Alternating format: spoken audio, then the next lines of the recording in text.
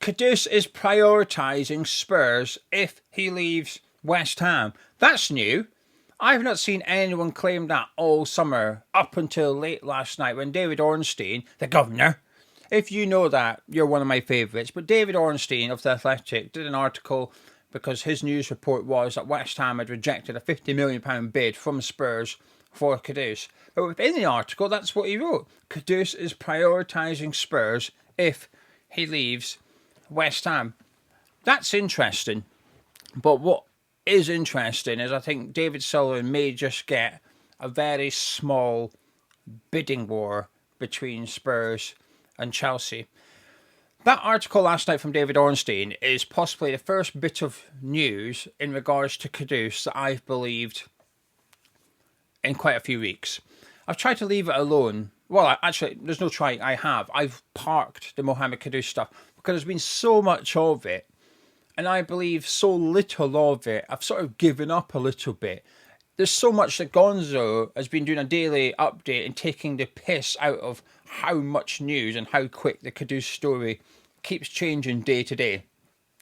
And as a result of that, not that I don't care, I do care.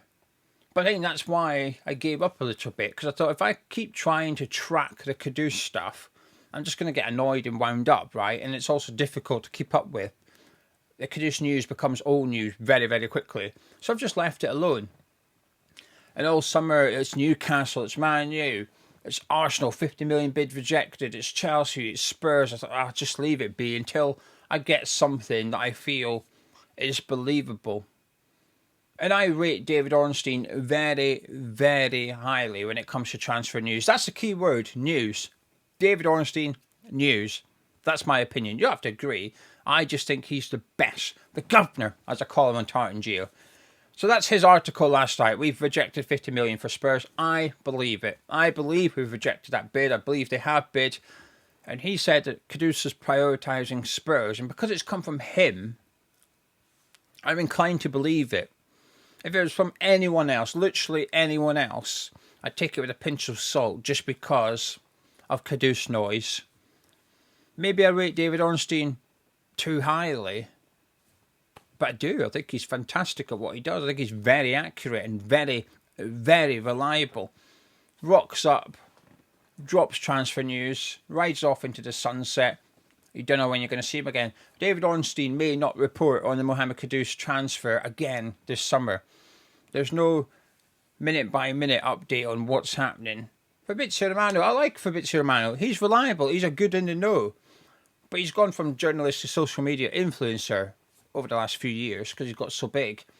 The other day, when Chelsea announced Pedro, he literally did a tweet that said, official announcement in 9 minutes. Bloody hell, you know, just let them announce it themselves. Brighton took the piss last night, bit of fun. Brighton went to announce their new left back, spent 20 million on him. They tweeted, announcement in 2 minutes. Love that.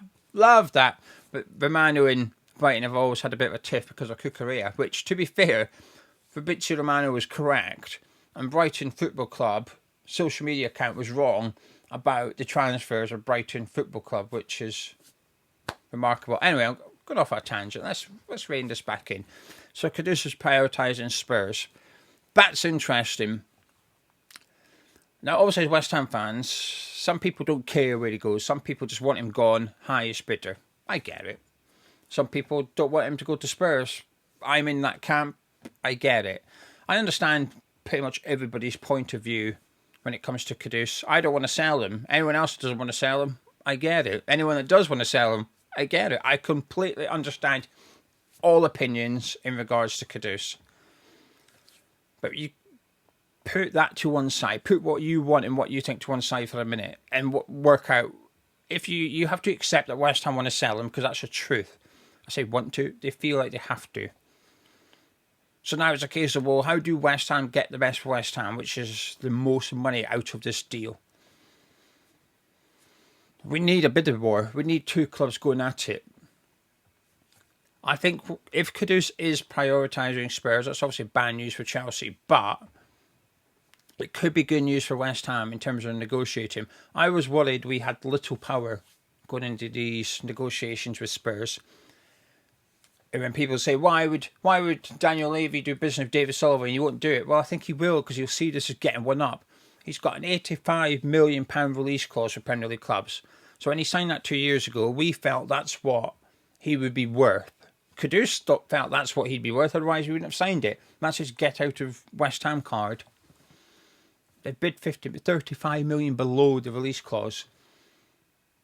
I would suggest, if they won't, we've rejected it. But if Spurs sign him for 50 million, I would strongly suggest Daniel Levy would be able to chalk that up as a victory over David Sullivan. I've mugged them right off there. And I would agree. I think they would have done. We've rejected the bid. First official bid. The first bid I believe we've had for Kudus. I know there's been reports of Arsenal. Don't really believe it. Chelsea, I think there's been talks, inquiries, and I think Chelsea want him. I'll explain why in a second. But in regards to Spurs, if Kudus is going to want that move, that's his choice now. That's good for West Ham. Because what West Ham need is Kudus' agency, Roof, to be putting pressure on the buying club, saying, come on then, come get him.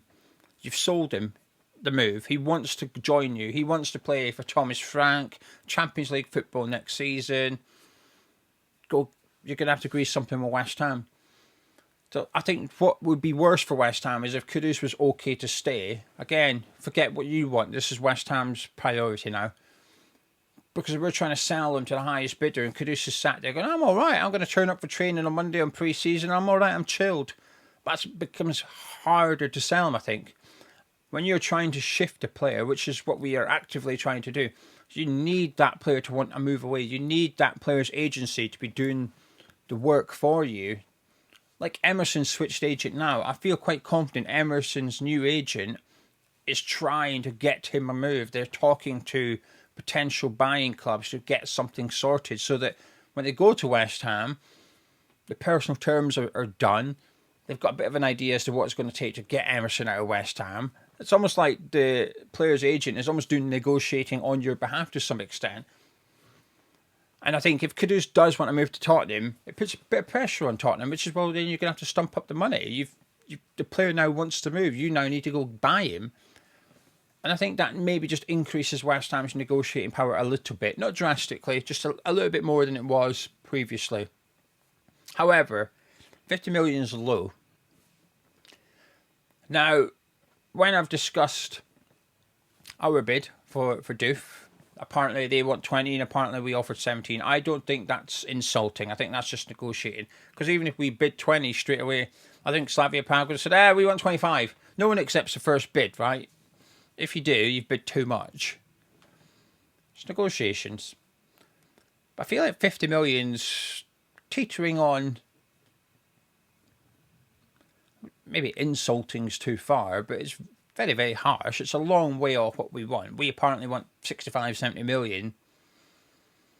It's quite a bit below that, isn't it? It's 50 million. It's quite some distance off. But I guess they're testing the water, saying there's our official bid. They're showing Kudus, we want you. But is it? I think it's showing Kudus will bid and we'll lowball, but we're not want you that much, or it would be 60. But I think Chelsea are going to get involved. There was an important twist. Well, there's two important twists in the Chelsea Kudus thing. So we know Chelsea are fans of him. They tried to buy him 2 years ago. And during the week, Enzo Maresca, after Chelsea won, he was asked after the game about the link to Kudus. And he did the classic of, say you want a player, let's say you want a player. So he basically said, I know Kudus from his time at Ajax. Good player, but he's a West Ham player. He's not a Chelsea player. So I'm not going to talk about him, but I know about him. That certainly was not denying that Chelsea want Kudus. So that was the thing. When Maresca said that, I thought, all right, I think Chelsea do want him. Another important part of the context is Noni Madueke is likely to go and join Arsenal. Personal terms are agreed. It's now between Arsenal and Chelsea to agree a transfer fee. And I don't think it's going to be too dissimilar. I think that fee for Madueke will be around the 60 million mark. And I think Kudus will be around the 60 million mark eventually. Feels obvious, feels believable that something could happen. And I appreciate they've signed Pedro and Gittins, but they had to replace Sancho. And to some extent, they had to replace Mudryk. So they've done that. And also, I'm not sure Pedro will be used as a winger per se. I think you might find him being used as more of a second striker. I think that's his best position. Be interesting. That's an interesting move. Good player, but just a bit petulant, isn't he? Anyway, so West Ham's hope now has to be that Chelsea come to the table. Spurs have moved first, had a bid rejected. Chelsea are in the process of selling a player for around about 60 million. If they're serious about Kudus, I think we're going to see a bid from Chelsea very, very soon in the next couple of days. And this is what West Ham need. We need a bidding war. And the good thing is, if Chelsea come in with, say, 55, 60 million, Kudus' agency will be saying to Spurs, well, you've got to come back in because Kudus wants this move. His preference is Spurs, assuming David Ornstein is accurate. And that's an assumption I'm willing to make for reasons we've already established. The last thing I'm going to reiterate in regards to this, it is very, very important that we negotiate good terms. 60 million, let's just say we sell Kudus for 60 million. What becomes more important than ever this summer for West Ham is how we negotiate the structure payment of that sale. Whereas historically, it might have been 20 million in one go, and then 10 million over the next 4 years will give you 10 million. Historically, that would have been okay. That's how most transfers are done. That's how we will pay for transfers this summer. That's how most clubs pay for transfers. It's fine. Staggering the payments isn't an issue. But it is an issue when your cash flow is bad. And I think the difference between us getting 20, then 4 10s compared to 10 and then 4 12.5s, that comes to 60, doesn't it? For 7am, this is risky mental maths for 7am. But the significant difference is 10 million now in the bank account. So when we go to negotiate buying players, we've got more money there. I think the fee is one thing. It's the payment that's just as important this summer for West Ham. It's the same as selling Emerson. If we're going to get 8 million for Emerson, assuming he signs a 3-4 year contract with someone and they're looking to pay 2 million a year for the next 4 years, I think it's important that West Ham get 4 million instead of 2 million this summer and then stagger the remaining 4 across the next 2 years. It's really important that we get the structure of these sales right this summer. Because it's all very well selling Kudus for 60 million, but if you've only got 10 million of it, you can, in theory, only go and spend 10 million of it. But if you get 20, that means you can do a lot more in the transfer window. It could be a £50 million player. Because, let's just say, we spent a down payment of 10 plus 10 per season for the next 4 for a £50 million player. You get 20 million now for Kudus. That allows you to do 2 of those payments. Significantly different. I think it's important that we are good at negotiating, not just the fee, but the payment terms this summer. What a horrible situation we're in, but there's movement now. Spurs making a move for Kudus it's big. And it's the first bit of Kudus news this summer that I believe, because David Ornstein's the governor. Right. There you go. I'll be live later today. Don't know what time yet, so keep your eye out. I'll put it up on YouTube as a community post. It'll be in the afternoon at some point. Just don't know when, because we got a visitor coming today. And I don't know what time the visitor's coming yet. So once I know that, I can work out when I can go live on YouTube. But I'll be live this afternoon for the catch-up. 30-40 minute chat with the subscribers. So if you're around at that point, it'll be appreciated. You could come and join me. Anyway, you know the score. Like the video. Subscribe if you're new. Catch you in a bit.